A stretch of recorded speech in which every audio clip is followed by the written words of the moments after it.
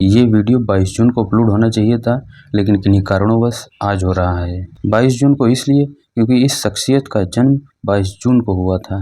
मैं बात कर रहा हूँ बॉलीवुड में विलेन के किरदारों में जान भरने वाले अमरीश पुरी की।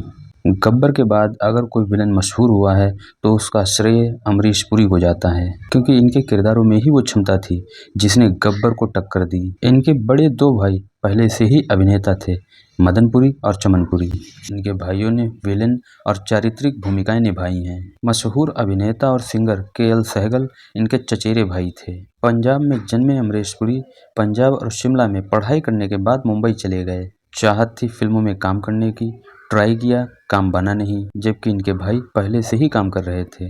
जब काम नहीं मिला तो राज्य कर्मचारी बीमा निगम में नौकरी कर ली। नौकरी के साथ साथ थिएटर करने लगे और पृथ्वी थिएटर में नाटक करने लगे। अब्राहम अल्का जी की वजह से थिएटर शुरू किया।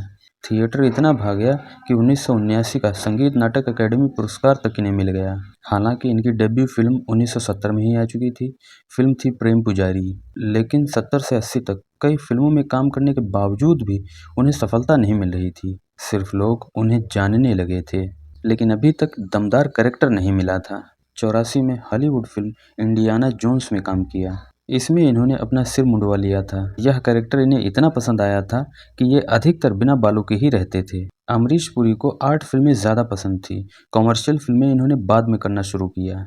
इनको असली पहचान 1987 में मिली, जब इन्होंने मिस्टर इंडिया में मोगैम्बो का किरदार किया। हालांकि इससे पहले इन्होंने कई फिल्मों में कई तरह के किरदार किए, लेकिन वो किरदार इतना फेमस नहीं हुए जितना मोगैम्बो फेमस हुआ। बस यहीं से खलनायकी का बेहतरीन दौर शुरू हुआ। इनकी झोली में कई खतरनाक विलेंस के किरदार आए। इन्होंने उन किरदारों को जीवंत कर दिया। विलेन के अलावा भी इन्होंने कई यादगार किरदार निभाए हैं जो काफ़ी सफल भी रहे हैं, चाहे डीडीएलजे का किरदार रहा हो, चाहे विरासत का, या फिर घायल का रहा हो। सभी किरदारों ने लोगों का दिल जीत लिया। 2005 तक लगभग 400 फिल्मों में काम कर चुके थे। सिर्फ हिंदी ही नहीं, तेलुगु, तमिल, मराठी और हॉलीवुड फिल्मों में भी काम किया। 12 जनवरी 2005 को ब्रेन हैमरेज से इनका निधन हो जाता है। इस तरह से किसी अभिनेता का अंत होना हर किसी के लिए भावुक करने वाला था।